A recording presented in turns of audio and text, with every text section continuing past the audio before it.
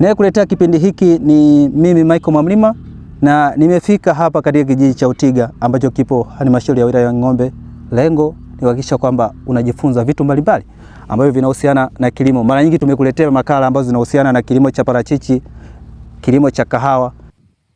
Lengo la kufika hapa ni kuhakikisha kwamba tunahamasisha vijana kuingia katika sekta ya kilimo, kuhakikisha kwamba wanajiajiri wenyewe bila kutegemea taasisi na serikali pekee, bali kujiajiri katika sekta ya kilimo.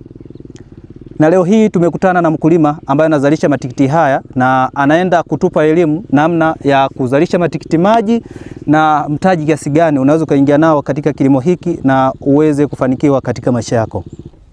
Hili ni tikiti la kilo 6. Mimi kwa jina naitwa Erasto Msalirwa, ni mwenyeji wa Utiga, wilaya ya Ng'ombe.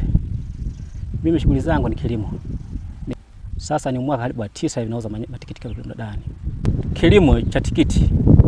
Ni kweli tikiti sisi kama mimi binafsi, tikiti mimi naona inanipa maisha nafuu, na nalimaga kwa kipande ila mpaka kuisha msimu wote naweza nimelima eka 5 kwa mwaka mzima pamoja na kumwagilia. Nitavuna baada ya miezi 3.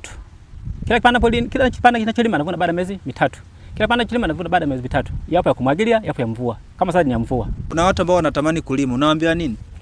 Kwa kweli kilimo cha tikiti mimi watu nawashauri waje walime. Ni kilimo chenye muda mfupi kwa kutoa. Tofauti na mazao mengine. Kwa mfano mahindi, alizeti, lakini matikiti na muda mfupi kutoa. Baada ya miezi 3 unavuna. Tikiti kama hili hapa, ikiwa shambani amekuja mteja, inategemea na msimu wenyewe ulivyo. Kuna msimu mwingine matikiti yanakuwa mafuriko, kuna msimu mwingine hamna tikiti. Kwa hiyo kama hamna tikiti, ili kwa shambani nitauza shilingi 1000. Lakini nikichukua mimi nikipeka sokoni, nitauza shilingi 2000. Zipo sample ndogo ndogo zile nauza shilingi 1000. Zipo sample nyingine kubwa tunauza shilingi 3000 ikiwa sokoni.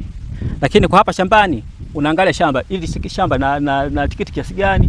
Kuna au unaweza kufika mdau anataka kujumua, mnakadiria na shamba. Ili shamba bwana hili hapa, tikiti zilivyo zipo kiasi fulani, utanipa kiasi fulani, mnakadiana kwenye bei.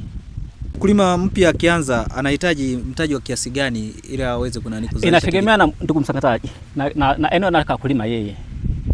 Kama ndio anaanza kulima, maana yake kama atalima eka 1, kama atalima nusu, kama nusu eka atumie kwanza mtaji wa 3.5. Kama atalima nusu eka, ila atumie na nguvu zake mwenyewe. Wewe kwa mwaka unaweza ukawa unaingiza kiasi gani faida kwenye kilimo cha matikiti? Yaani baada ya faida inategemea na msimu wenyewe ulivyo. Unaweza kuona muda mwingine kweli unapigwa upate chochote. Muda mwingine kweli faida unapata. Unaweza kuona unapata milioni 2 faida, milioni 3, inategemea na msimu wenyewe uliotoa matunda. Mkulima unamshauri alime muda gani ili aweze kupata faida zaidi? Mkulima inategemea na nguvu zake zilivyo. Mimi mkulima namshauri apande tikiti mwezi wa 11 atoe mwezi wa 2. Mwezi wa 2 tikiti inakuwa chache. Anataka kuanza kulima aanzie tikiti ya kumwagilia. Kwa sababu unavyojua ya mvua ina changamoto sana habari ya ukungu. Kwa hiyo anzia ile ya kumwagilia kiangazi, amwagilie mpaka anavuna. Wewe maisha yako yalikuwaje? Ndugu mtangazaji, mimi maisha yangu nilianzia kulima alizeti. Nimelima alizeti kipato kinyo kama vile kitu kidogo. Unalima eka 1 unapata 6. Nikalima mahindi, nikaona bado kwangu fani hainilipi. Ndio kweli kilimo cha alizeti nikaacha nacho, nikaingia kwenye kilimo cha nyanya. Nyanya nimelima mpaka sasa nalima sawa. Nalima lakini sisimami sana kwenye nyanya. Mimi sana nasimama sana kwenye tikiti. Tikiti ndio hiyo naendelea kulima nayo, nitaendelea kulima nayo kwa sababu hii tikiti kidogo naona inalipa maisha unafuu. Inalipa unafuu wa maisha. Lakini vile vya alizeti kweli nikaona kwangu havinipi unafuu wa maisha. Lakini nilipoingia kwenye kilimo cha tikiti kidogo nikaona angalau maisha yangu yanakuwa nafuu. Ndio maana mpaka sasa naniona nalima tikiti. Soko yenu yapo wapi? Masoko yetu kuna watu wanakuja kuchukua wa Makambako, wa Njombe, muda mwingine wa Mbeya, ukiwa na mzigo mkubwa anakuja wa Mbeya, muda mwingine anakuja Dar es Salaam ukiwa na mzigo mkubwa. Kama na mzigo mdogo wanakuja wa Makambako, Mafinga humo wanakuja kuchukua. Vipi una vijana hapa mtaani? Vijana? Vijana kwa kweli hapa hapana. Vipi kuna watu vijana ambao wanalima matikiti? Wanaolima matikiti vijana ni wachache sana. Changamoto ni nini? Asilimia kubwa vijana hapa wameenda kutafuta maisha mbele huko kwa Wachina huko. Pengine vipi mnawafundisha kuhakikisha kwamba wanajua kuzalisha tikiti? Yaani tunawafundisha, muda mwingine ukiona mkamata kijana unashinda naye shambani muda wote shambani. Na changamoto ambayo umepitia wakati tunalima tikiti ambayo umeona kwamba ilikuangusha, ulitaka kukata tamaa ni ipi? Kwa mfano mwaka huu kwa sababu mwaka wa Mungu ametujalia neema ya mvua. Sasa tikiti haitaki mvua nyingi. Ndio maana imefika mahala matikiti zimekuwa za manjano mengi hapo hajatanuka, yamekuwa madogo madogo. Kwa sababu mvua imekuwa nyingi na Mungu ametujalia mvua imekuwa nyingi. Kwa hiyo tikiti inataka mvua kidogo. Ni mbinu gani mnazitumia kuhakikisha kwamba mvua zikiwa nyingi mnadhibiti kuhakikisha kwamba yasiharibiki? Tunadhibiti kwa kupiga madawa ya ukungu. Tunapiga dawa kwa wiki mara 2.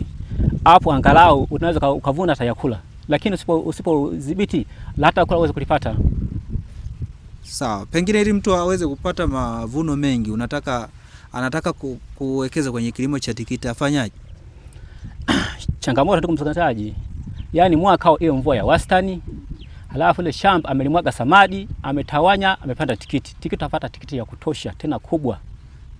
Kwa wastani kwa nusu heka au eka moja, matikiti unaweza kutoa matikiti mangapi kwa kadirio la chini?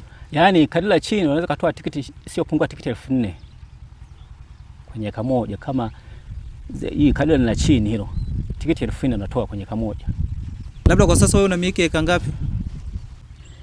Tunalima vipande kama hivi. Unaweza kwa msimu wote umelima eka 4 au eka 5 kwa msimu wote. Ushamaliza ule msimu, unasubiri msimu ujao mwingine kwanza kujipanga hata kulima vipya. Lakini ukiunganisha habari ya matikiti hizi eka ngapi zinaweza kupata eka 4 au 5 vipande kama hivi ndio mtakasaji. Sasa hivi pande yani shida yake kuvicontrol na kidogo inakuwa ngumu kwa sababu vipande vidogo vidogo mno tunavyolima.